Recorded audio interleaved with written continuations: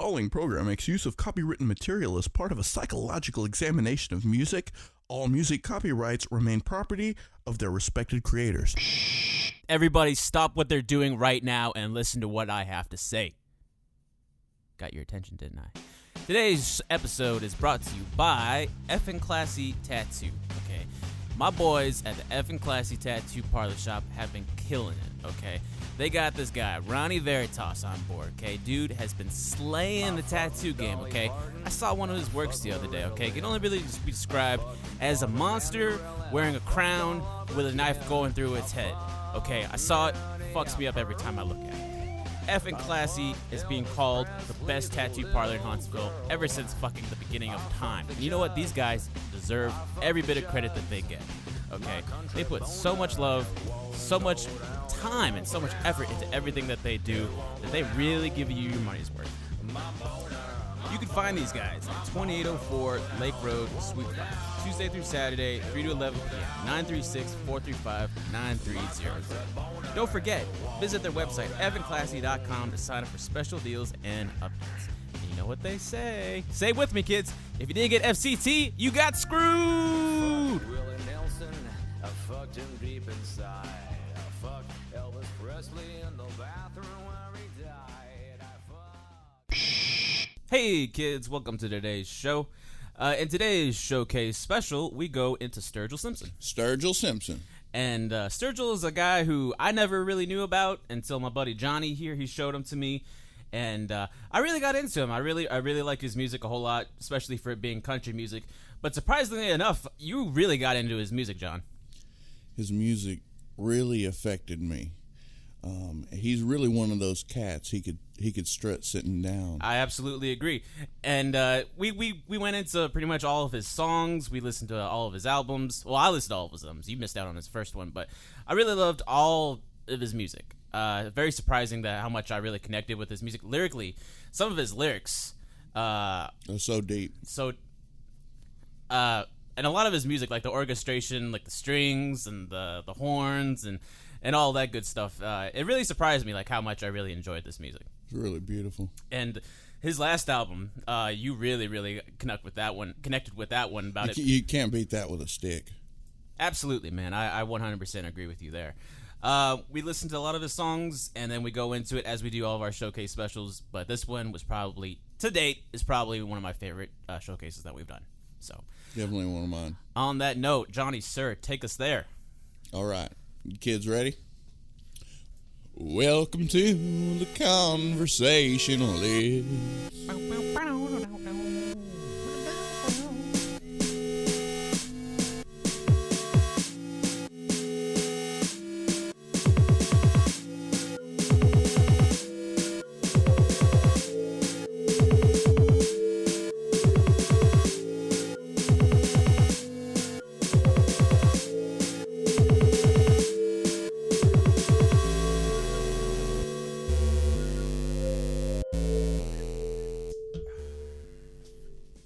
Man, did you hear about that shit going on in England? What happened in England? Fucking UK is all like, we're not part of Europe anymore. The kingdom?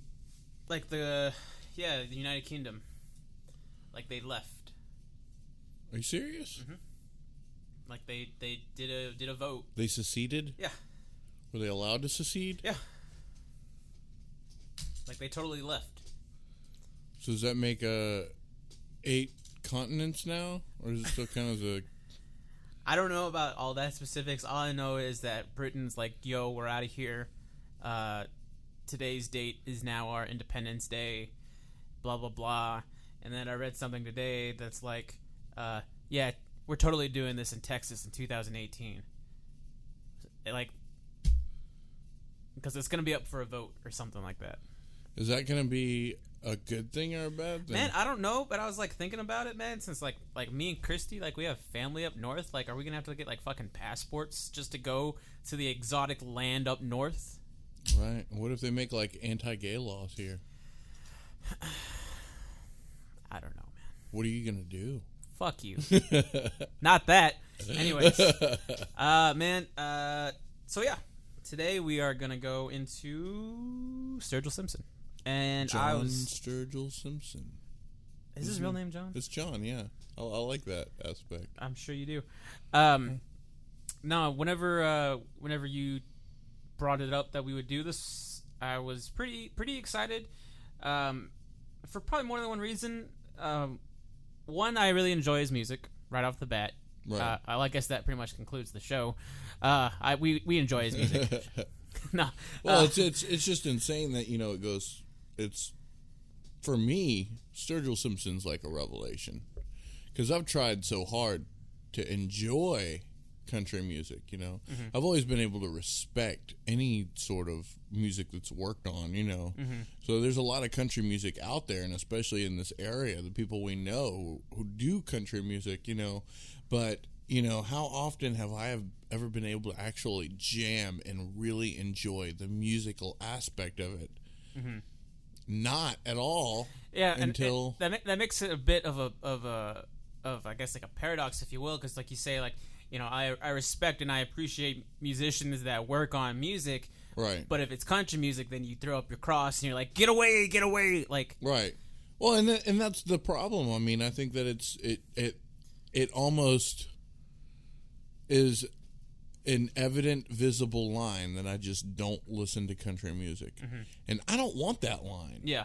It's easy to say it. It makes it a lot easier whenever somebody asks me what kind of music do you listen to. Pretty much anything but country. Mm-hmm. But it seems like country music and classical music are like the two genres that I hear the most that people are like, I listen to about everything except country music and classical music. Well, down here we hear mostly except rap. A lot of people, just kind of put that on their bad list. I mean, just like it's a lot of people have a negative thing to say about it. Really, I can appreciate, the work that goes into a little bit of everything. Mm-hmm. But as far as country music goes, man, I do definitely respect a lot of what's put in there, a lot of the work that's done. I see it. I'm able to visualize it. I know what goes on. There is more so than a normal listener. There is a lot of skill actually that's being put into that music. Whenever you take somebody like Brad Paisley, right, the guitar player, like first off, gifted singer, okay, right, phenomenal guitar player, but he just happens to be put into the country genre. Right. So if you were to listen to it, you'd probably be like, I don't know. Yeah. But that guy's a fucking beast on a guitar. Right. Well, even with the people that we know, we've interviewed the John Toland band recently. Yeah. Okay. The guitarist Derek Ely can play the fuck out of a guitar in the country aspect, and it's just like really beautiful how it's done and how it's put together. Just with him alone doing it, it's insane how fucking badass of a guitarist he is, and the general style that he plays. Yeah. Whenever he's doing that is like slow country. It kind of seems like like the slow stuff is definitely good, but like whenever you think about like if you were to think about country music and you think about country guitar, you probably think we like that honky tonk, like like kind of like that. But even that does a lot of work that goes into that. What I want to say into that is like, sure, it kind of has like that twanginess, but it's like a cool combination of like technique, right, of like culture, because of it being like a southern kind of thing, like absolutely. Something that makes your people dance, right. Emotion, like stuff that makes you move. Like it's a cool combination of all these different things, other than just like shredding and just like all this stuff. Like you're kind of like trying to take the feel of like so many different aspects. And what you're talking about with like that specific tone, that twanginess. I think that's really an archetype. And I think that's the archetype specifically that I do not like about country, that throws me off, that sickens me about it. It's just like that southern drawl. I mean, I know that deep within myself, it's a psychological issue of something that's probably happened deep in my past. I think this is something that we've discussed before. Whether on a podcast or between friends. Whatever it is, I just know that this is definitely something that I know about you, that like it's not so much the music, it's sort of what follows. Right, but it's in my subconscious. It's not in my control, and that is what makes Sturgill a fucking revelation for me. Right. Because I can see through all of that, and I don't even hear twanginess. I don't hear the dirty grittiness. I don't hear, I guess, I I compartmentalize it next to stupidity, which I shouldn't, which is wrong, which is not what you do. But what I want to say about that is I hear the twanginess in it, okay? But what I think about you is, and I don't mean to... Right. I'm not trying to do this, but like what I think with you is I think you found something in him that you can attach yourself to. Right. I think it's the nature of his lyrics. Okay, Yeah. and we'll dive into that in a second, but I think it's the nature that you caught on to something that you were able to become attracted to and leash onto. A connection. But if you listen to, like, Life of Sin, right. 1, 2, 3, down, like, there's the twang in there. You know what I mean? Oh, there's a twang in a lot of it. Yeah. Yeah, and that's why it's a revelation, because I'm able to look past all those other things, and I know within myself that it's not a part of that stupidity. Yeah. You know, that I'm subconsciously not being able to control, you know, what exactly it is. I mean, it's... Whenever it comes to the lyrics, it is insanely well put together, you know, and I think whenever I listen to music, the most important thing for me is not really the intellect, it's the honesty. Yeah. And he's got that. Yeah. Like, that is exactly what it is. It's humbling, and not only that, I mean, this last album that he put out, which is the biggest deal to me, because it's very obviously separated from the rest of it. Right. Is a concept album on the most important concept, in my opinion, and that's, you know, fatherhood, and that I can just definitely connect with. Everything about the album. Essentially, this album is basically an open letter message to his son. Okay, his son's, you know, was born in 2014. Yeah. So, you know, only 2 at this point. Right. But I mean, this whole album from beginning to end is different things he needs to take in, you know, throughout his life. And that's something that I've even tried to do in one song, you know, and that was Man of Reason. Yeah. You know, that whole song for me was It's pretty much the same thing as what he did with that album. with that entire album. He's able to get more into it, and he's also a better writer and just a better thinker. I think it would be something that I would look up to, be able to create an album like that no matter what fucking style. Yeah. I think it's like you said before, like the honesty that he gives out that really sells it, to the point that it really doesn't matter that it's country music. Like the labels, and like not labels like the music label, but like all the label that you would put on him as what kind of music he is, what kind of song he sings, like that starts to disappear whenever you just sort of break it down and you understand what it is exactly he's doing. Right. Essentially, I think it's a good combination between the music, but I think more importantly, it's what he's saying. Yeah. And what you're taking away from it. Because you say, and obviously, not even trying to dive into like different meanings, but yes, the album is a concept album about fatherhood, but what I take from it is it's all about love. Right. Okay? But I think, and this is what makes me love Sturgill so much, is I think if you follow him from the very beginning, right, and you sort of like see where he was as a person in his first songs, and then you see how he sort of traveled to where he is with this album, and how it's almost like he finally understands what it is he really needed. And, right. And what he really needed was love. Yeah. And he figured out having a boy, having a son, creating love was what he needed to save him. Right. But when you read his first, or listen to his first songs, how he's talking pretty much, okay, his first album, High Top Mountain, 2013, I took from it was he's pretty much admitting that he's a piece of shit. Right. Okay, like there's a lot of songs where he's just talking about how unreliable he is, how he's no good, everything like that. He's talking about spending all of his money on. He left the Navy. Yeah.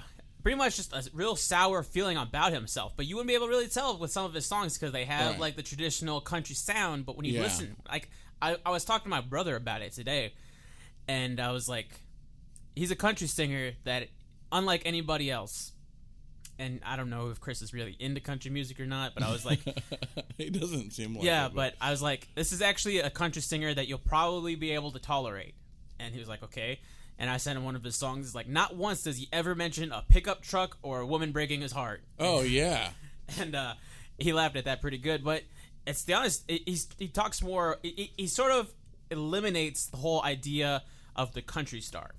Okay? Right. Especially also whenever you think about, like, spitting tobacco and fucking drinking. Yeah. He's sober. Yeah, I yeah, mean, yeah. he doesn't at least anymore Yeah. sing about that stuff. And I think that almost like there's this underground media in country music that just kind of pushes those to sell. Yeah. You know, the really shitty ones that sing nothing but Bud Light and Dirt Mud. And it's almost like in the metal world, or excuse me, like 80s metal world, like you had to have the long hair, you had to have the makeup, the leather pants. Right. You know, in the country world, you got to have a big truck to go mudding in, for sure. Yeah.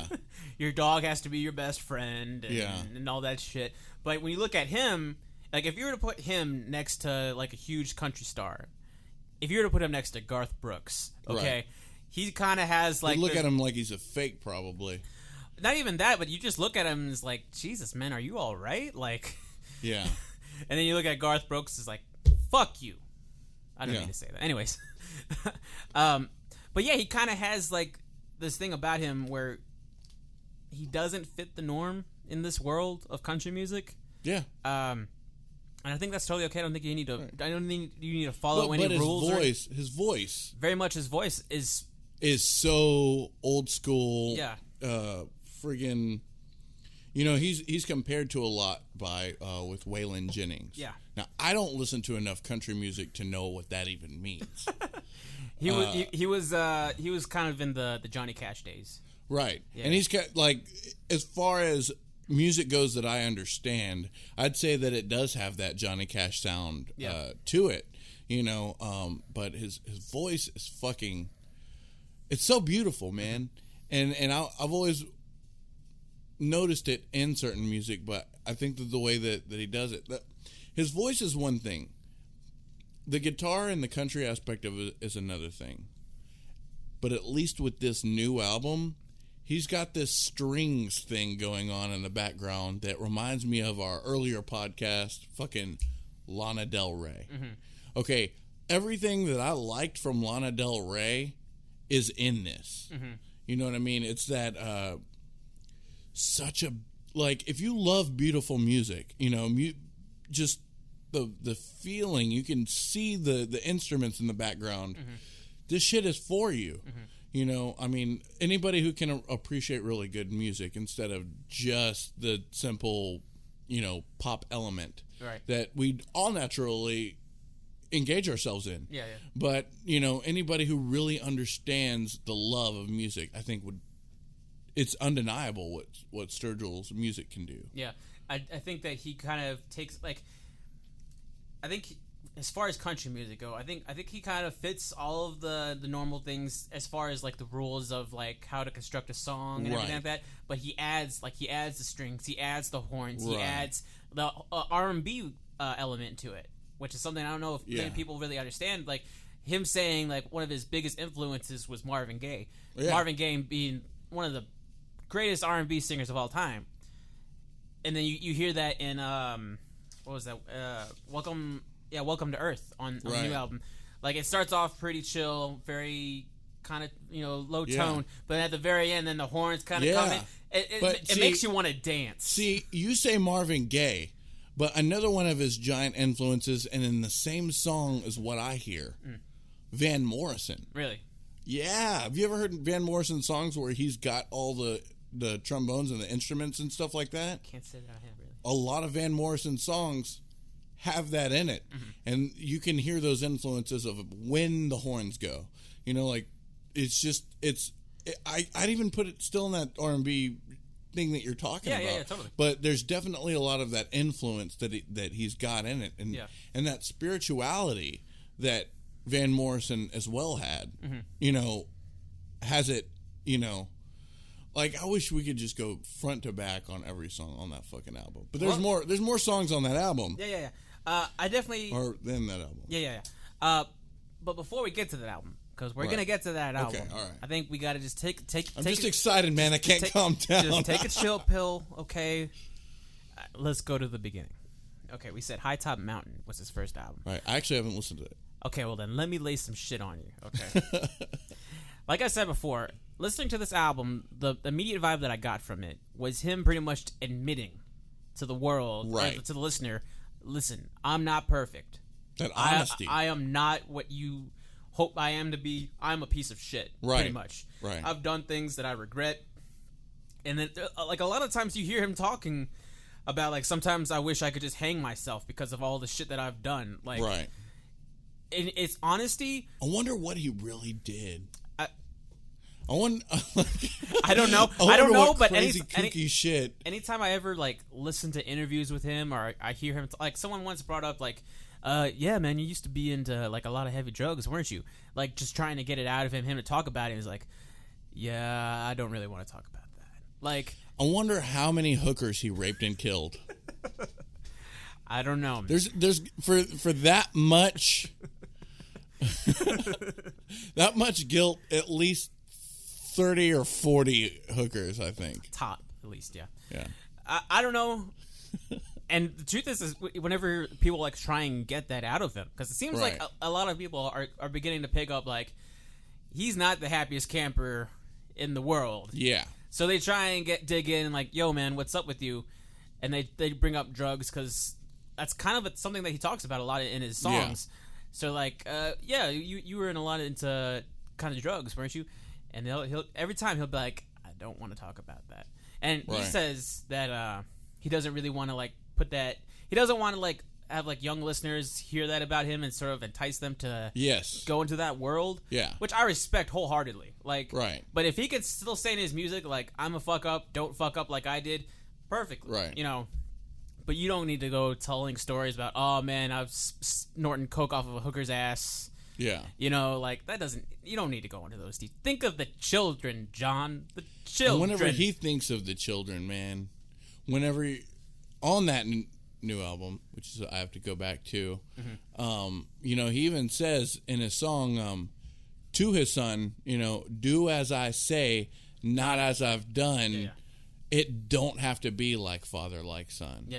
That shit fucking motivates the shit out of me right there. It's almost like a trilogy, almost, whenever, like, things from, like, that album kind of, like, trace back to his first album. Like, stuff that he's talking about, like, you gotta listen to that album, man, 'cause he's talking a lot of shit about himself. I'll do it, man. A song that he has on there, Railroad of Sin. A lot of metaphors towards railroads and trains. He used to work on some railway or something like that. Yeah, he did. So I think that may have like left something in you, left something in him psychologically, to where like that was like a part of his life that maybe may not have been the best part of his life, but it was still something like whenever you think about whenever you have dreams and like sometimes your workplace shows up. When did he come out with this album? This was in 2013. Okay, because I know he was doing music before. Yeah, he was. And then he went to go work for the railroad. Yeah. That was like 2004. And he was doing really good at the railroad, but he figured out that's not what he wanted to do. And his wife was asking him, well, what do you want to do? And she just kind of completely motivated him to do the thing that he wanted to do, which was get back into music. Yeah. He was saying, if it wasn't for her, he wouldn't have gone this far at all. There's a song on High Top Mountain called You Can Have the Crown. Right. Great song. It essentially is talking about that, like how he was like struggling with what it is he wanted to do, which was music, right, but what he had to do to like pay the bills. Right. And there's sort of like that like working class element in country that I respect, where it's like kind of making it more about the everyman instead of just like this sort of like fictionalized character of like these pop stars or whatever. Like right. Like I can't tell you, okay, and I feel like I should have saved this for like later on, but I can't tell you how many times I was listening to his songs and like I literally just put my hands on my head and I go, damn, man, have I been there before? Yeah. You know what I mean? Like, so many times where he talk about... Well, that is one great element that country music does have versus something like rap or, I disagree with you, sir, but I think... It depends on the rap. No. I think just depends on the life. I mean, Yeah. if you live a life where some of the things that they're talking about is definitely relatable, cool. Right. Okay? But this is a whole different genre to anything that I've ever welcomed into my life. Right. And he's saying stuff like one of his lines from that song that I really liked. Trying to write a song that'll pay the bills, but it ain't came yet, so I guess I'll just have to rob a bank. And it's like, come on, man. Like, how many times have I thought, I could easily pick that fucking armored car right now, and it'll just take away all my worries. With an armored car, you'd need a little army. I try, goddammit. At least I do that. But what I'm saying, though, is he kind of dives into those things where it becomes more of, like, the everyday person. Right. Where everybody stresses over money. Everybody stresses out about, I don't want to work at this fucking job anymore. I want to do what I love. Right. And in that song, he's definitely talking about, you know, I'm just sitting on my ass just watching Dukes of Hazzard all day when I should be out doing what it is I love. You know, Right. I'm not making my life any better by doing this, so I got to do something about it. Right. So I think trying to start the story of Sturgill off and understanding who he is, he doesn't think that highly of himself. He doesn't like what he's doing. And the only way he has to express himself is through music. Right. There have been like very few songs where I would hear, and it would almost give off the vibe like a I wish like I could have been just a little bit smarter, so I could, you know, at least be able to, I wouldn't have to struggle as much. Right. But this is all that I can do. This is all that I have, and I'm gonna use my abilities the best that I can. Right. That's definitely kind of a vibe that I've picked up from him. It's definitely something relatable. You know what I mean? Like, Right. I'm not saying I'm not the smartest crayon in the box, but sometimes I wish I did have a little bit better with an education and things a little bit more easier for me, so I didn't have to struggle as much and have to depend on something like music. Not that that's a bad thing, but it's like, if I could have like a real easy, comfortable life with like foofy shoes and like a fuzzy warp, you know, like a robe, that would just be great. Which crayon in the box do you think you would be? I would be magenta. Anyways, but you get what I'm saying? Like, Yeah. he has like this, the everyman, Right. you know? And I think every country star starts off that way. Yeah. Where they're just the good old boy, they're a good old country town kid. Good old boy. You know, they worked on the farm.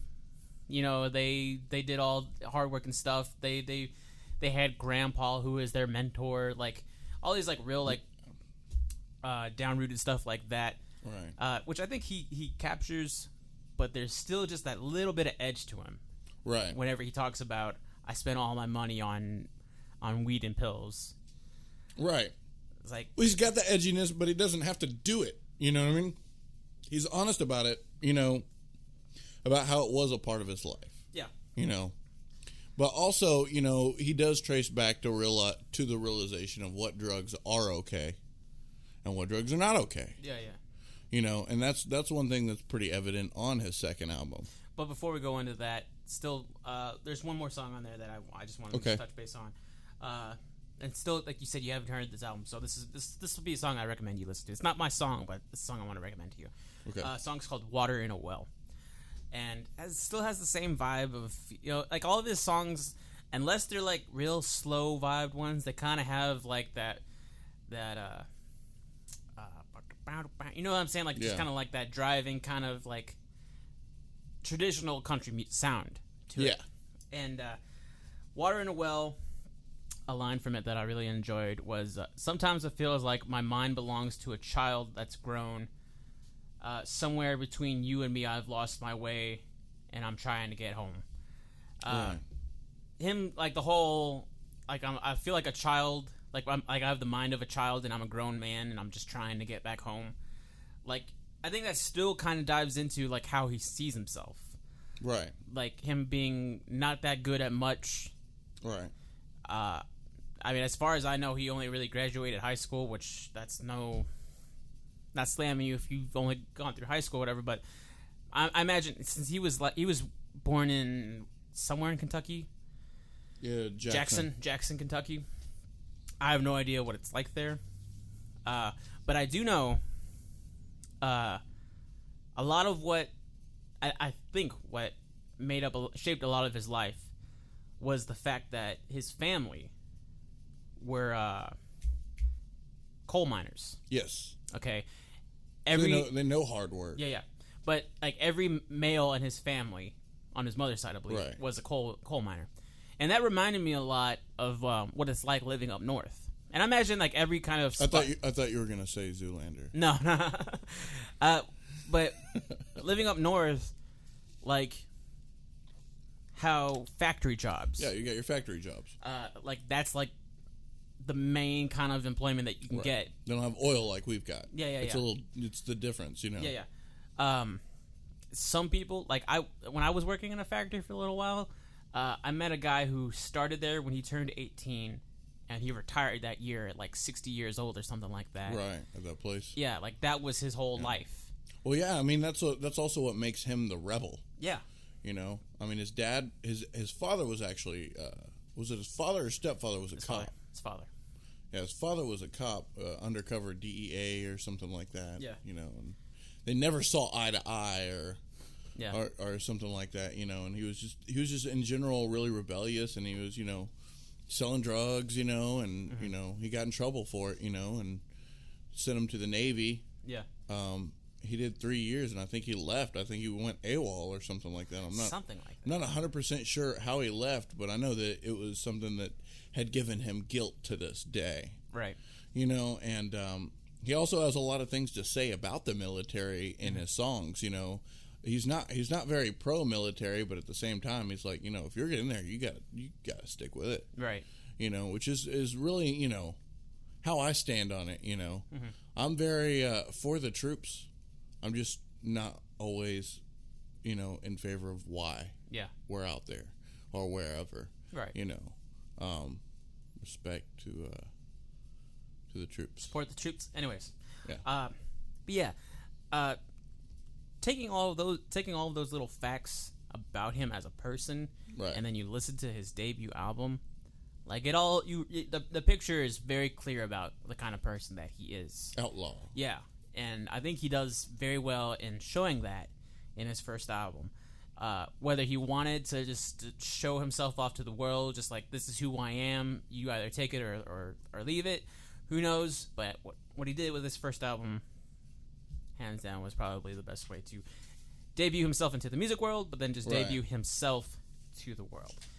Now, meta-modern sounds in country music. Which it really, with a title like that, meta-modern sounds in country music, it really displays how he is a little different than regular country musicians. Right. You know, and it shows how he is really trying to incorporate a lot of new age stuff. Yeah. You know, and ideas and ideology. You know, I listened to this album, and it sounds like country music. If you weren't listening to the lyrics, you wouldn't know there's anything extra about it. Right. But if you are listening to the lyrics, it's not like anything else you've ever heard in country music. Definitely. Turtles all the way.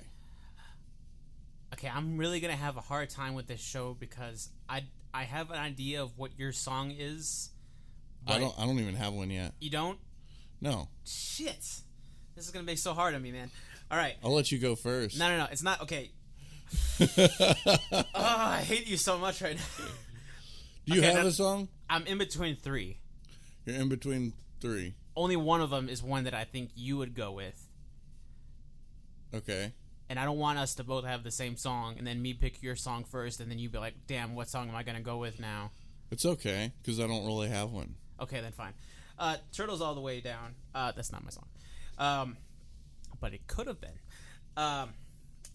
When I first heard this song, this was the first song of his... Well, no, excuse me. In Bloom was the first song I heard, but this was the first song other than In Bloom that I'd heard. Because I didn't really count In Bloom because it was a cover. Like, I count... Like, as an introduction to Sturgill, I was like, okay, this is who he is. This is what he sounds like. Yeah.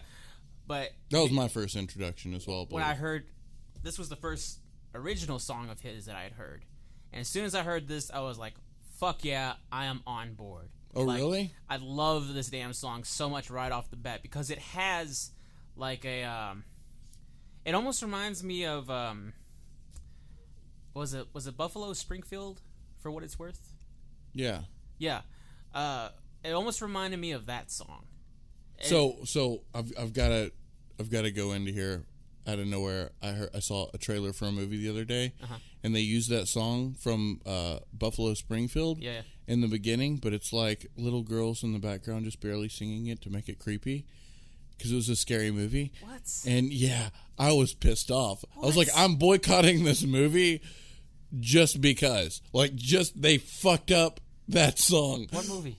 I don't remember what it was called, but it was like a trailer that I had experienced whenever I was watching YouTube videos, and then the trailer came on. It was a scary movie, and then they used Buffalo Springfield for what it's worth, like little girls just kind of like chanting it like 1, 2, Freddy's coming for you style.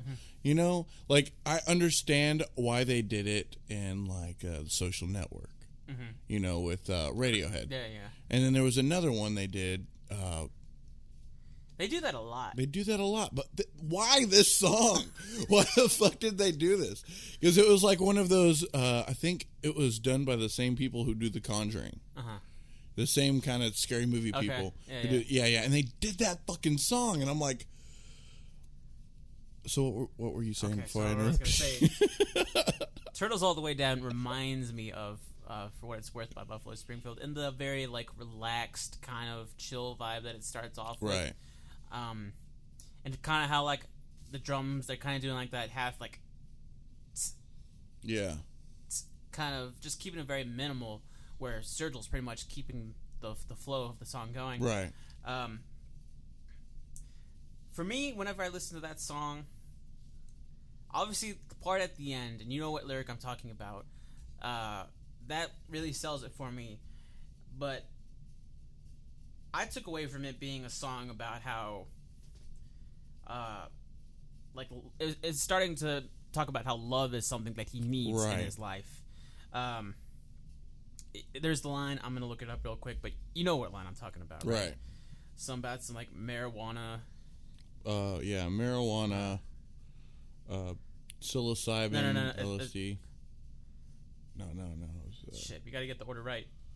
Marijuana, psilocybin, LSD. Marijuana, LSD, psilocybin, and DMT. Oh yeah, DMT, man. Yeah. That's where it's at. That's the good stuff. And then the line ends, they all change the way I see, but love's the only thing that ever saved my life. Right. And there's another part in there where he's talking about aliens or something like that. That's before that line. Oh, yeah. And then how, you know, they pull out love out of him or something like that. It was right. Really, But what I took from it, especially, it's all off of that line. Yeah. It's like, you can take all this shit, you can take all these prescribed things that you think are going to enhance your life, but in the end, love is really what did it for him. Right. That was the greatest high. Right. Compared to any psychedelic. Right. Happy mushroom. Yeah, but that's the thing about the difference in between psychedelics versus other drugs is psychedelics help you find things in your mind, help you find those things like love, you know. I don't need no damn psychedelic to say that I love you, man. I love you too. I love you. I ain't even ashamed. Let's just look into each other's eyes. You do need dopamine. Fuck you, man. Yeah, you need. I don't believe in that shit. Fuck that. Anyways, it's already in your brain. Fuck that shit. You see, right now, you don't have any dopamine going on. Don't you go in my head like that, man. Anyways, I wonder if you can actually do dopamine. Can you like smoke dopamine? I'm sure it's in them gummy bears that I'm always eating. That's why I'm always happy. That fucking makes sense. Injecting dopamine into the bears. Anyways, man, about this song, I need to know what you enjoyed about this song. I felt as if, you know, especially not listening to Hilltop, that was what I saw as, you know, I've got my past, you know, and the things that surround who I was, and now I'm finding out my path, kind of thing. You can almost say that his song, "It Ain't All Flowers," it's kind of goes along with that same theme. Life isn't always going to be what. I feel as though this entire album was, you've got your Hilltop where he's a fuck up, right, and then you've got this album where he's figuring shit out, where he's finally able to find his path. He's finally able to find a way, and he's actually finding a light at the end of the tunnel and something better. Right. So it's almost like these albums are a fucking trilogy. Yeah, that's exactly what I feel. Yeah. I feel like it's not only is it a progression as an artist in their discography and the work that they put out and trying to sell him as an artist, but I think it's the progress. It's him documenting his progress as a human being. Right. You don't really get to experience that because a lot of times, depending on the artist, either they might check into a rehab and they might go to like their quiet place for a little bit and they might just, find solitude and then figure it out and then release an album that was like motivated by something from their past, but isn't directly like sourced, like coming from that. It's usually, most music is usually like inspiration.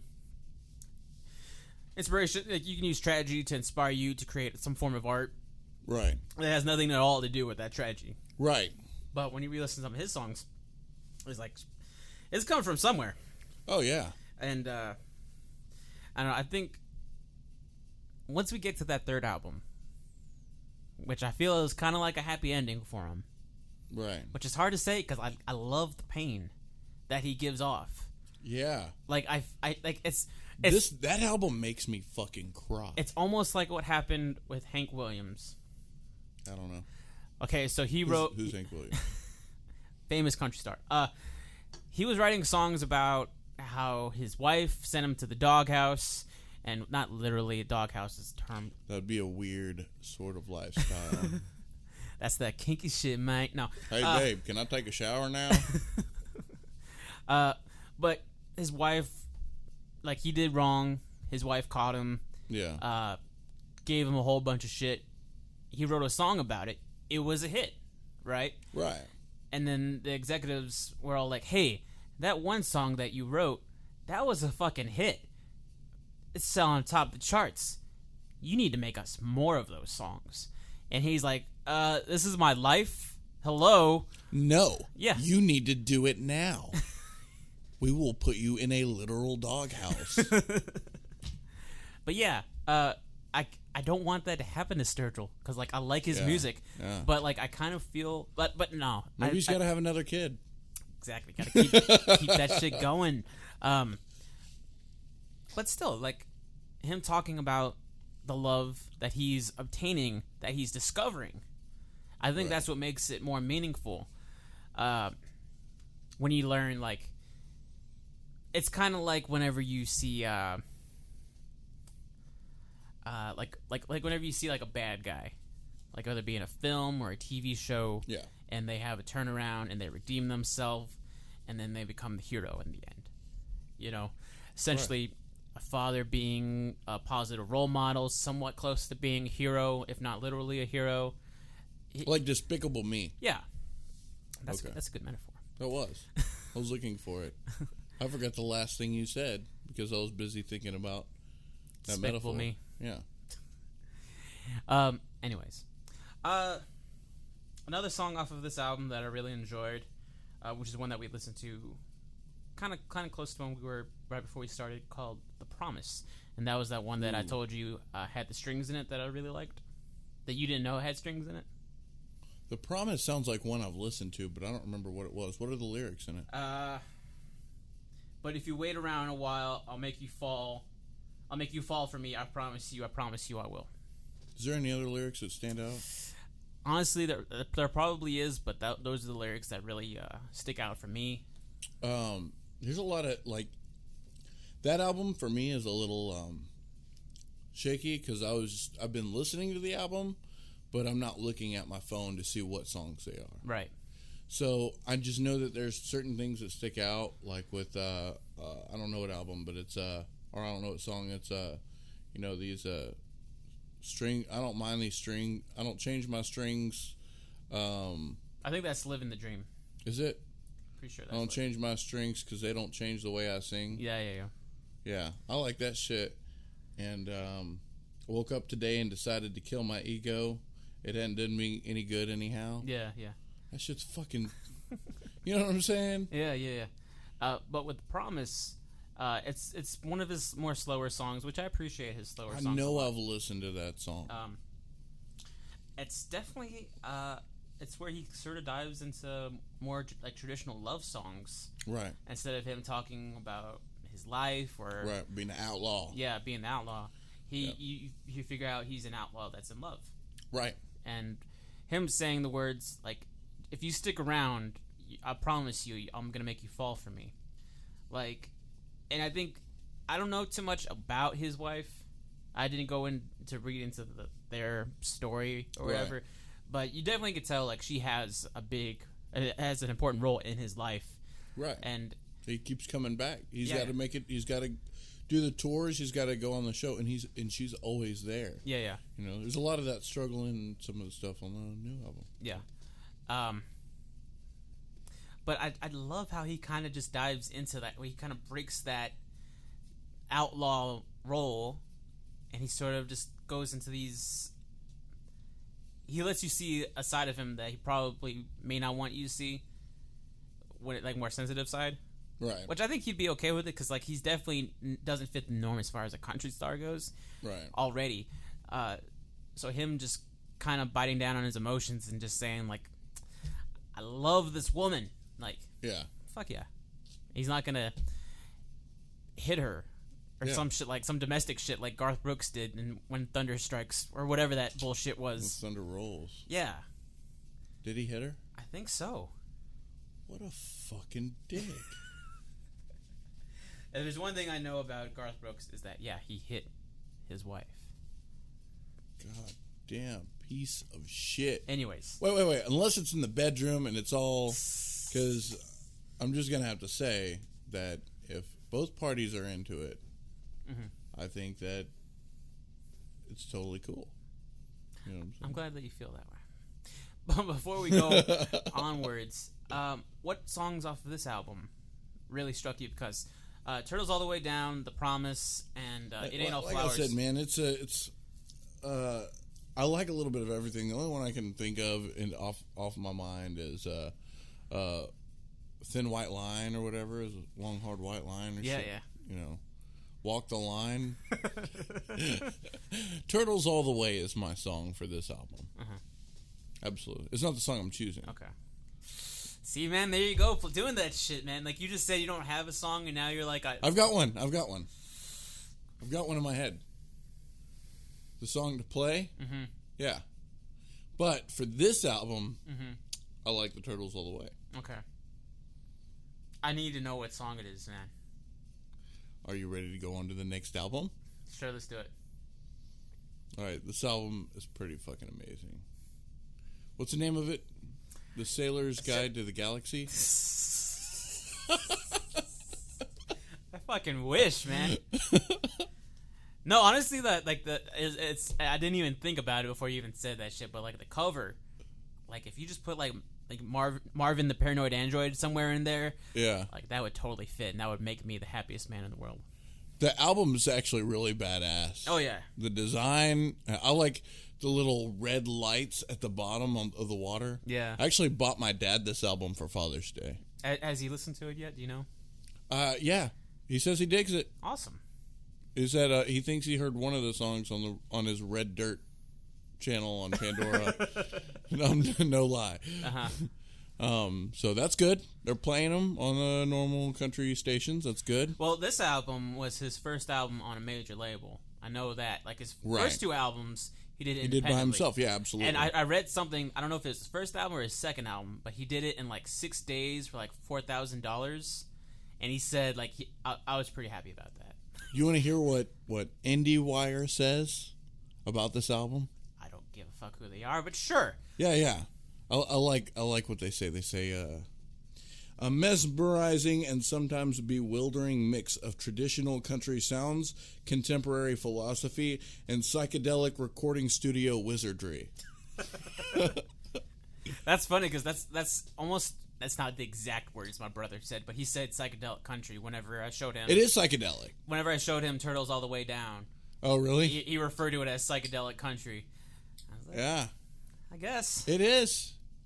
It is, though, man. Especially if you see the music videos. I just saw Turtles All the Way Down today. I didn't see that music video. Is it psychedelic? You gotta watch. It's actually really good. Like, it's very comforting. Because it's very simple. Yeah. In the sense of it's just him performing it on the screen. There's no like movie or anything like going on. It's just him performing, but he's got like the psychedelic lights going on around him. Oh, that's cool, man. But it's like not Iron Butterfly. it's not like a green screen. It probably is, but it doesn't have. It's not as cheap as a green screen right behind him and him in front of it. It's like lights going over his face. And What you're describing is Paranoid from Black Sabbath. Are you sure? No. Yeah, have you seen that? I have seen. It's psychedelic, which is weird to think of Black Sabbath. They were one of the first on the front lines of metal. Yeah. You know. Did you know that they're doing their farewell tour, which means they'll be back next year?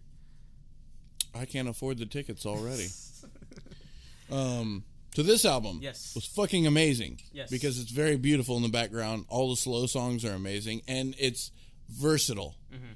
There are songs that go from really, slow and beautiful into like fucking Call to Arms. Yeah. Have you heard that one? Yeah. Yeah, man. That one's like, it's got that outlaw country sound, but in the song, it's talking about how we're always looking at our phones and shit instead of really paying attention to what's going on in the world. Yeah, yeah. And that's a fucking badass track. It's not my song. Okay. But again, this album is basically still a message for his son. Mm-hmm. Are you ready? Just go ahead and do it. All right. I'm gonna go ahead and say the name of the song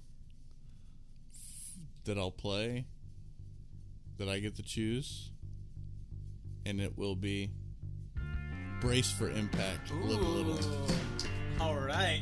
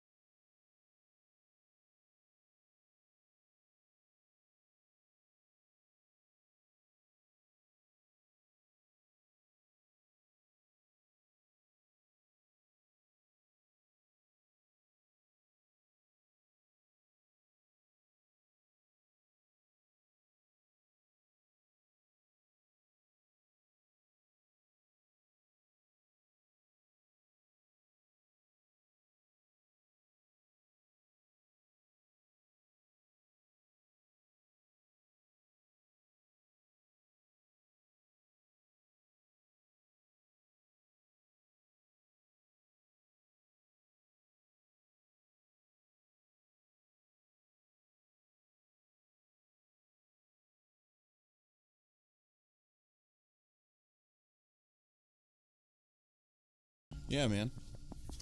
To begin, what I think I appreciate the most about that song is obviously, like, so we said it 3 fucking times now, but this album's a concept album about being a Right. father. This being a song essentially about telling his son, live your life a little bit. Yeah. Go wasting it, Yeah. But also in the same, realm, especially with this album, it's still, you don't have to live it like I lived mine. Yeah. It's an important thing to take from it.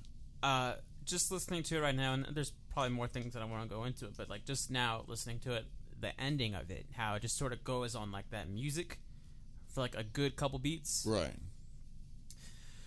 Something about that, when I first heard it, part of me was like, okay, this is kind of keeping up with like that R&B vibe about how it kind of makes you move, kind of makes you sway, kind of. Well, it's got an energy to it, and that's why I chose the song in the first place. But since it kept going, right, part of me imagined myself like just sort of like getting lost in thought. Yeah. While this music is sort of like going on, and it kind of like. I envisioned it's almost like starting with like an overall message, but then like somewhere down the line you begin to realize, you start to like see, like if this song is about his son and giving his son advice about living his life, right, it's almost as if like that very end, like you almost feel like he's like thinking about his son's life.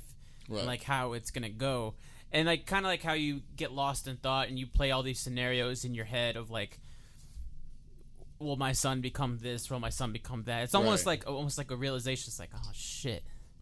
Yeah. Like, and not so much in a negative way, but just sort of like, these are emotions, these are thoughts that I never thought I would have. Yeah. And now it's starting to overwhelm me. Yeah. That I got all that just from like. Just a few bars of just like the music sort of like repeating itself.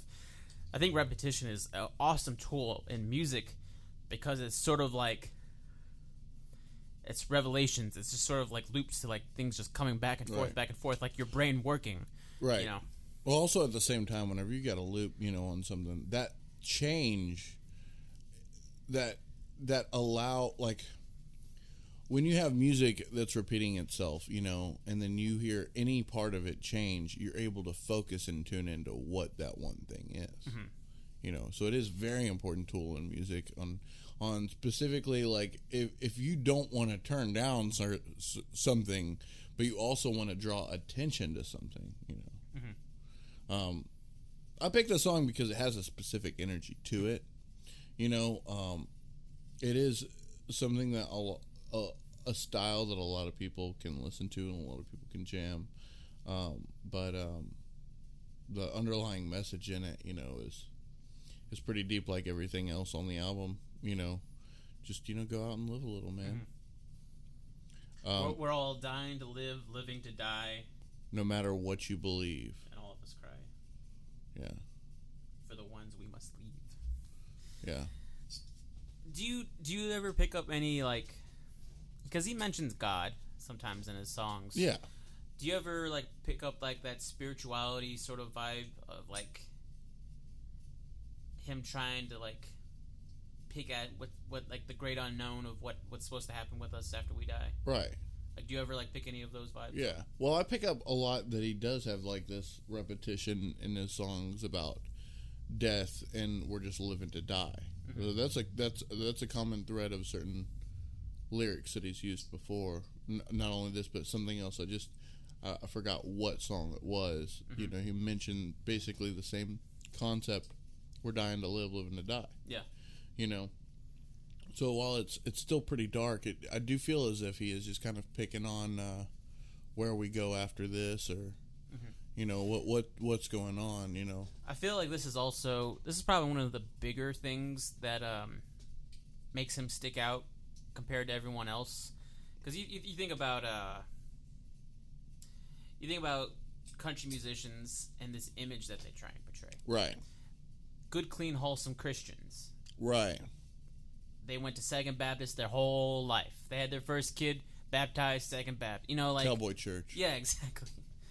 Man, quick tangent. Biker church. Have you ever heard of that shit? Well, I've gone to a funeral where there were bikers that ran the sermon. There was a church that I went to.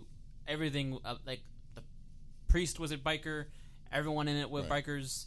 Coolest shit I ever went to. There's a name for the organization. It was like Bikers for Jesus or something about Bible. It's Bible holders or something like that. I don't know, but coolest shit dudes. Anyways. Yeah. But yeah, that's another thing that he makes him stick out because he isn't really going on about Jesus is my best bud. You know, like no, he doesn't even specify Jesus hardly at all. You know, it's more of like that. I think, you know, it comes down to like a lot of people's perception of God, where it is kind of a greater term than the simplified perspective of God. It's it's less of a man and more of otherworldly connection. You know, and I think that's kind of like how it appears that he's referencing God whenever he does. You know. But definitely, you know, he plays with that concept of spirituality a lot. Before I go into my song, definitely the song that I was runner-up, definitely, Welcome to Earth. Right. I love the song so goddamn much. That's a song that makes me fucking cry. The piano, like, if I just heard just the pianos, like, no words, just like the simple piano, I would fuck it. Like just. There's a lot of instruments in that. Turn that piano into a track. 3 minutes to a 3-minute track. I'll listen to that shit on repeat. Right. You know what I'm saying? But then as soon as he comes in, that song, essentially being about how hard it is to not be around your kid. Yeah. Which, if you feel like the need to cry on air, totally fine. Yeah, man. I'm not afraid of the. But him going into the whole bit about how it breaks his heart to see his son grow up while he's not around. Yeah. That. Oh man. You know, he goes into that. You know, whenever I'm away and I come back, you know, it breaks my heart to see how much you've grown. Yeah. You know, that shit. I mean, just, you know, whenever I pick up Elias or whatever, you know, and see the changes that are made, both in, you know, his psychology, you know, as well as, you know, his physical being. It's just like it fills my heart with happiness, but sadness at the same time. Because one day you're gonna see him be a little pup, and then you're gonna blink your eye, and then you're gonna see him be a 6'2" all-star quarterback for Texas State, and you're gonna think, where was the shit in between that I missed out on? Right. You know, like that's just. I'd imagine that would be the most heartbreaking thing in the world. But I think with this song, it definitely captures it, and I love the fucking ending of it. Whenever like that groove picks in, but he's still maintaining the whole like, don't be mad at me because I'm not around. Yeah. Like, I'm hurting over here because I'm not around you, but don't be mad at me. Don't think I don't love you. Yeah, exactly. When I'm not away. But what the music does with it. Yeah. It doesn't. When I first heard it, it made me want to dance. Okay, just because the horns, the beat, everything about it. But when I listen to it a few more times, I feel like that music is amplifying his emotions. Right. Yeah. You know, it's like intensifying it a little bit more. You don't hear that shit from music. You don't hear the music making what you're trying to say more intense. Like, it feels like a lot of his music, it still fits in that country vibe, because I think no matter what, he's going to be a country star, and he is a country star. But whenever he digs deep and he uses those styles, those different inspirations, I think that's what sells him, because you begin to feel like it's not fucking generated. You know, like he wasn't fucking shat out from the pop star factory. Yeah. And being thrown out to the wolves. Well, yeah, absolutely. And that's a big thing, man. I mean, he wasn't created by anybody but himself. Right. You know, and that is as a part of that honesty. You know, the music itself has a level of honesty outside of lyrics. So that's exactly what I'm talking about whenever I think the most important thing in music is the honesty. Yes. You know, that goes hand in hand, the fact that it's naturally generated, you know. But how it's put together is fucking amazing because there's a billion fucking instruments on this entire album. The very beginning, that first album, Welcome to Earth, everything feels so fucking great. Like, it starts off slow, and it's got the strings and stuff, and then it goes into that fucking jam. And whenever it goes into that jam, that's where I get that Van Morrison feel from, with the horns and shit. And it's just so fucking beautiful. I mean, I don't know what song you're gonna go into, so I don't know what I'm gonna mention. But the next song that's on the, or another song that's on there, is In Bloom. Mm-hmm. He does a cover, a fucking Nirvana cover. That was my real first introduction to Sturgill. When you were introduced to him, you introduced it to me. Yeah. So we pretty much discovered it together. Yeah. Well, I found out from a podcast. Mm-hmm. I was listening to Sex and Other Human Activities from Marcus Parks and Jackie Zabrowski. Mm-hmm. And Marcus does a lot of the podcasts that I listen to, which is Cave Comedy. Harmless plug. Uh-huh. But they had a whole episode, and their podcast is basically about therapy. You know, just talking about problems and issues in the mind, you know, and dealing with it. And they have people send them, you know, letters and stuff. And they had one whole episode on fucking Sturgill Simpson. It wasn't very long, but they talked about the emotion after seeing his live show and how deep it was, and how he can't really do episodes that often because he legitimately puts everything into it whenever he does a concert, whenever he does, you know. Mm-hmm. And I listened to them talk about Sturgill before I actually listened to Sturgill. As soon as, you know, they brought up the name, I looked up Sturgill Simpson and then did the In Bloom cover, and that was fucking beautiful. Oh yeah, it's a great cover. It was great, you know. I don't 100% know exactly how it's meant to portray the rest of the album. What I had heard is Sturgill was a pretty big Nirvana fan. Yes. And he imagined himself being like the type of kid that listened to Nirvana. Right. Being unsure of themselves, being the long-haired weirdo in class. Right. And he said something along the lines that, you know, my son is probably going to be something like that. Right. If he is like that, I want him to hear a song that was important to me. Right. From a band that was important to me as a kid, that really spoke to me. Right. Nirvana. You know who told him to do that song? Who's that? His wife. He knew he wanted to do Nirvana based on what we're talking about here. Yeah. But he didn't know exactly which song until she brought it up. Why don't you do In Bloom? I challenge you, John. I'm calling you out. Sing another Nirvana song doing your best impression of Sturgill Simpson. The whole world's listening to you, man. All right. Give me a song. Well, I don't know which ones you know and which ones you don't know, so I'll go with something easy. Let's do All Apologies. Can you do All Apologies? I don't think I know the lyrics very well. Heart-shaped box? All right, maybe I should figure it out. Well, okay, Smells Like Teen Spirit. You think you could do Smells Like Teen Spirit? Smells Like Teen Spirit. How do the lyrics go? Oh my god, man. Do you not listen to the greatest rock band in history? No, I'm just kidding. No, what was that one song? You got to start me off. What are the first lyrics? Of Smells Like Teen Spirit. With the lights out, it's less dangerous. Here we are now. Entertain us. With the lights out, entertain us. Here we are now. Entertain us. I feel stupid and less dangerous. Here we are now. Entertained.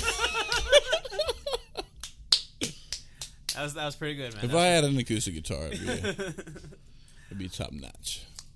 I guess now is the moment of truth. I'm gonna go with my song, and you already know what song I'm gonna go with. It's my favorite one, isn't it? It is, and it's my favorite one.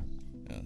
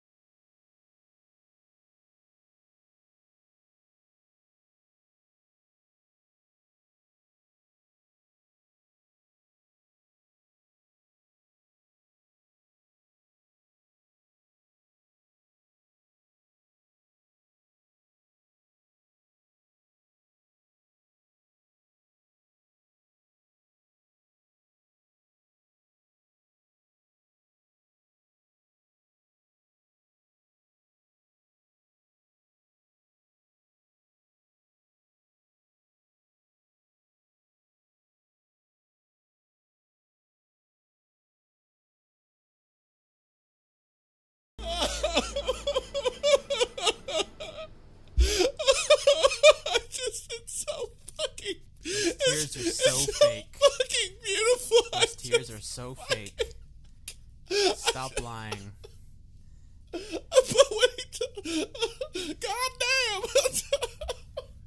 God, motherfucker, piece of fucking shit. Does that feel better? It does. Oh man, I feel better every time I listen to Sturgill because I get to cry it out. And So "Oh Sarah" is probably one of the most beautiful songs I'd ever heard, on so many levels. I remember the first time I heard it, you said you came up to me and was like, "Did you check out that song that I just posted up on Facebook?" And it was "Oh Sarah." Yeah. And I said, "No, I hadn't listened to it yet." And you're like, "You gotta listen to it." So I listened to it on my own time, and I was like, "Damn!" And like, I really loved it, and it reminded me a lot of when we listened, or when you had Logan McCoon right on the show, and he has that one song at the very end. Yeah. I don't think I love you. I just think I miss you way too damn much. Yeah. And yeah. When we heard that song together, we both literally looked at each other and we laughed. Yeah. But we didn't laugh in a haha, that's so funny. We laughed in a, oh my god, I know that feeling. Yeah. Like, that was the most, like, McCoon, like, fucking painted a picture that we've seen our whole life, like, right in front of us through his music. Which he was supposed to do the show with us today, but he wasn't able to. Big shout out to the Coon. So when we heard "Oh Sarah" together for the first time, Right. there's the line, probably the most relatable line. Oh, yeah. I already know what line you're talking about. So forgive me. So forgive me if sometimes, I seem a little crazy. but goddamn, sometimes crazy's how I feel. If there's ever been a lyric in a song God damn. that has been, and I'm not just talking about me, and I'm not just talking about you, but I'm talking about something. I'm talking about something that I want to dive into as soon as we get done jizzing over "Oh Sarah." That song, that lyric is so relatable to men in Right, general. Okay? right.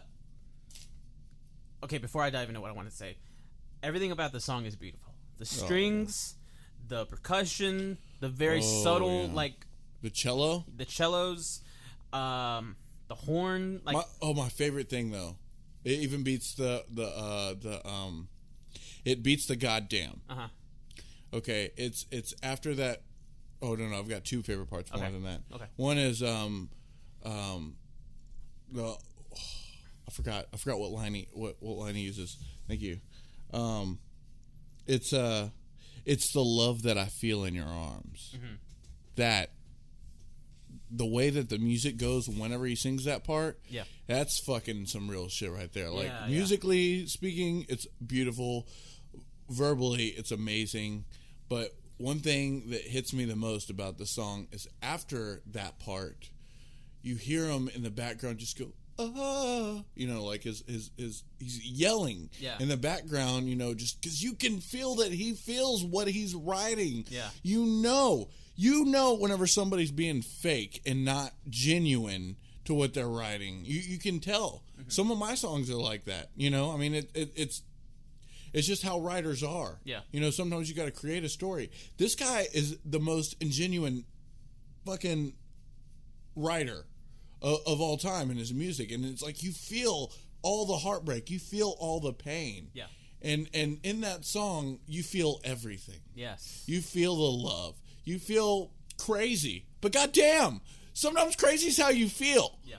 And what were you gonna say, man? Okay, man. I'm gonna dive into what I want to dive into.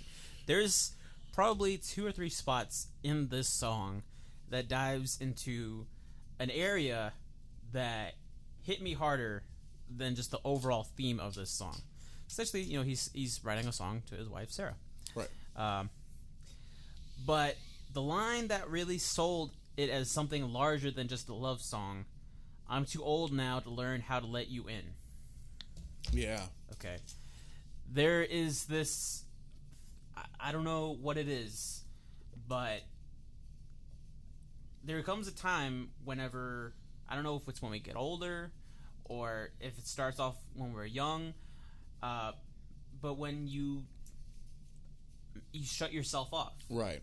And you make yourself almost impossible to get through to. Right. Whenever it comes to your emotions. Right. Intimate with your emotions. Yeah, exactly. Right. If you were to ask a younger version of me, are you upset? Are you sad? Are you happy? I would turn my back and I would run away because I'm not right. I'm not capable of letting someone in that far into me. It digs into something that feels so real in the sense of like, if someone were to like begin to like try and break through and get an answer out of you, and you just begin to just be like, no, I don't want to talk about it. I don't want to talk about it. Leave me alone. Let's just drop it. Yeah. You're unable to just get the words out that you want to say.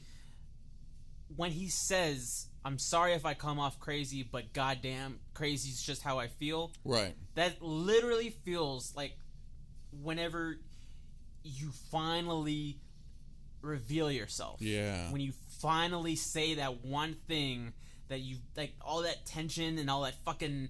You're finally, goddamn. All that damn. Okay, I'm gay. Okay, no, maybe that's not true. Take it easy there, sir. But you know exactly what I'm saying. Whenever like you have something inside of you that you just can't let out, and it's something, I don't know if it's some form of ego or if it's some form of pride, whatever it is, as you're unable to say the words, and you have this fucking human being pestering at you. What's wrong? What's wrong? Tell me what's wrong. At you, and then whenever in the line, you better tell me. What's the line? She said, if there's something I should know, you better tell me now. Yeah. This isn't like a regular love song where it's the guy who's messing around, whatever. It's like the woman's in charge, and she's like, you fucking tell me right now. Right. What's going on, or I am leaving. Right. You know, it's sort of like pushing him into the corner.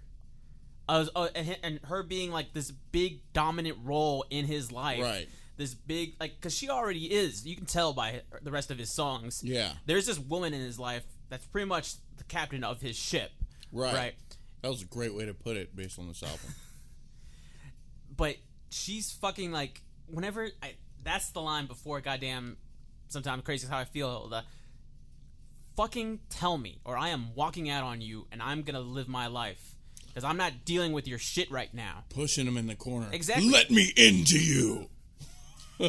But sometimes that's what it fucking takes, you know? Yeah. If you're going to be that person where you're just, no, I don't want to talk about it. Let's talk about something else. Just drop it, please. Like, if you don't allow someone into your life, eventually they're going to leave. Right. Or they will force themselves into you. That's called rape. You're kind of shitting on my point, sir. But no, man, I need you to chime in on this with me, man, because like having that fucking no, I mean absolutely that dominant person in your life. Not so much they call the shots, they make you do what they want to do, but just sort of like that person that grounds you, that thing, that thing that stops you from making a stupid decision. Yeah. Like maybe you would have done in the past, so that you can live a normal, happy life and not go back to the life that you had where you weren't happy. You know what I mean? Yeah. A lot of this song, I feel it's almost like his way of like thanking her. Right. You know, but just the way that he puts it, like, is any besides the romantic shit, like about the whole, it's the yeah. I mean, I feel that whenever at the beginning, it's like, tell me or I'm gonna leave. If there's anything you need to come clean about. It's I don't know, man. Like that song just has so many different things you can take from it. Yeah, whenever he says, "I'll just run away like I always do." Yeah, that's kind of like a reoccurring theme for me. Just because like I was so adamant about just running away from my problems and not facing them on, because maybe I'm just too afraid to just deal with that right now. Well, I mean that came home for me because of how I shut down. Yeah. Whenever I'm dealing with an emotional issue between me and my girl or whatever, it's sometimes if I'm having an internal battle, I'll just leave everybody out. I'll just click out. And I just don't want to deal with it. I want to, disappear from handling the business. Yeah. I mentioned it before in several episodes, but to me, this song really backs up what I believe with communication. Right. If you can just like let go of just all of this bullshit that's going on inside of you that prevents you from communicating, but it also there would be no problems. represents how difficult it is No, to communicate. You think of just talking about something, and it just sounds like the easiest fucking thing in the world. But the reality behind it is really, coming. I don't know. I guess being completely naked to somebody, really is a painful thing to go about doing. Yeah. Really letting somebody in. I think Depeche Mode has Stripped, and they're kind of talking about the same thing.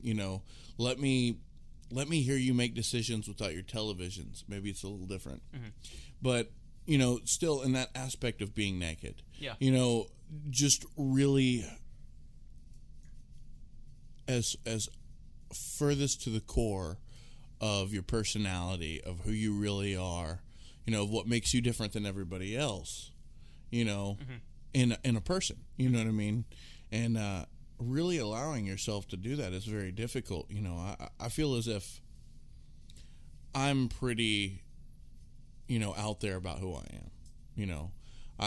I feel like I don't really hide much, but the reality is whenever I'm having a one-on-one with my lady, even then it's really hard to really expose, the true detail of how I'm feeling, how I want to handle this, how something that you do, really makes me feel uncomfortable. And I'm having an internal battle on what I need to do or express or say or do about it without hurting you, But at the same time, it's an internal battle because, certain things should be said. Yeah. And it's just really complicated and makes things a billion times worse when you shut down and stop that communication. But sometimes you just don't know how to move on. And I think the song really expresses the difficulty in communication. Absolutely. No, like, whenever I say, I don't want it to seem as if it's the easiest thing in the world, even though I know I've said that before. But we know once it's past that, you can deal with anything. Exactly. So it seems as if it would be easy just because it's just talking. Yeah. I don't know. I think you just got to go through like one really, really big hurdle. Right. And then you just take a step back and you realize, hey, I'm still alive. Yeah. Then all the other hurdles in life. And sometimes you just got to force yourself into it. Yeah, oh, yeah. And when you force yourself into it, you realize how much easier. Yeah. It's a lot like overcoming like a certain fear, like a phobia of the dentist. Sure.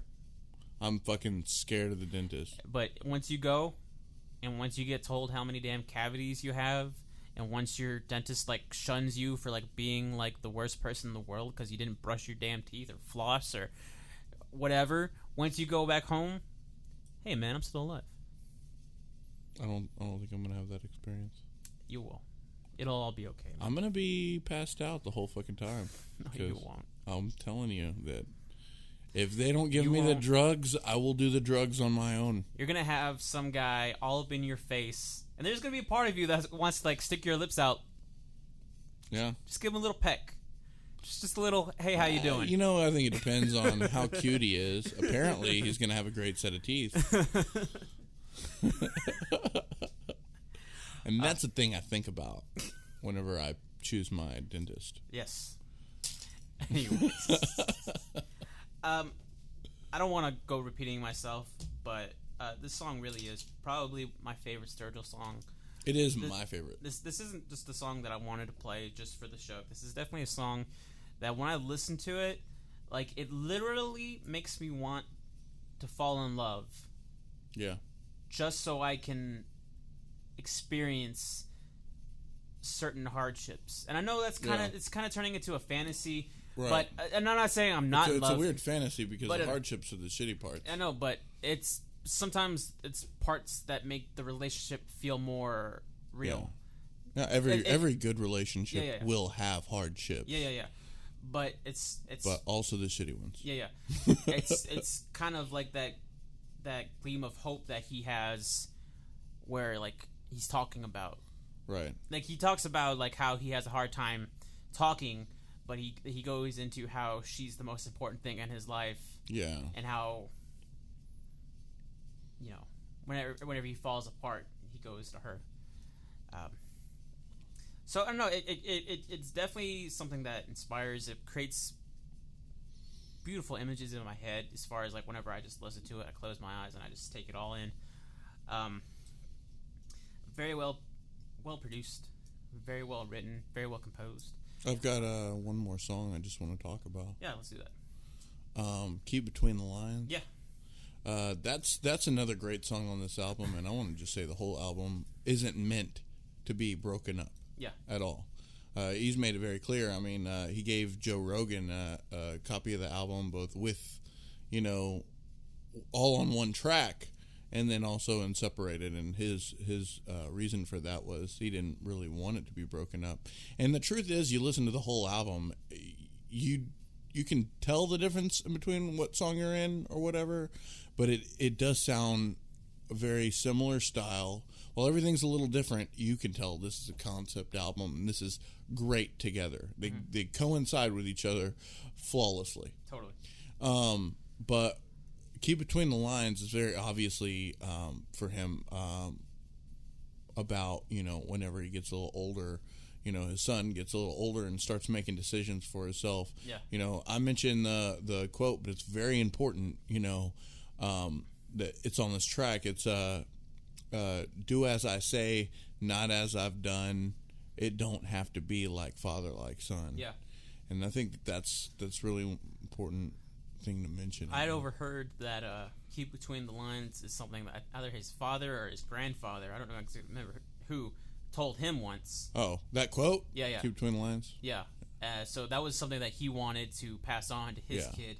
As something that was important to him that he hopes one day will be important. You can live a little, but, you know, don't go out of your boundary, man. Yeah. I say the same thing. If my son's listening to this 20 years down the line, or let's say more like 15 years down the line, you know, keep between the lines, man. Especially if you're driving. Driving your fancy hover car around in Mars. Yeah, you better buy me one. Anyways, man, I guess it's getting around that time to wrap up. I never said this to you, man, but seriously, like, thank you for introducing me to Sturgill, because if it wasn't for you, then I probably would have never listened to him. Or it would have just been later.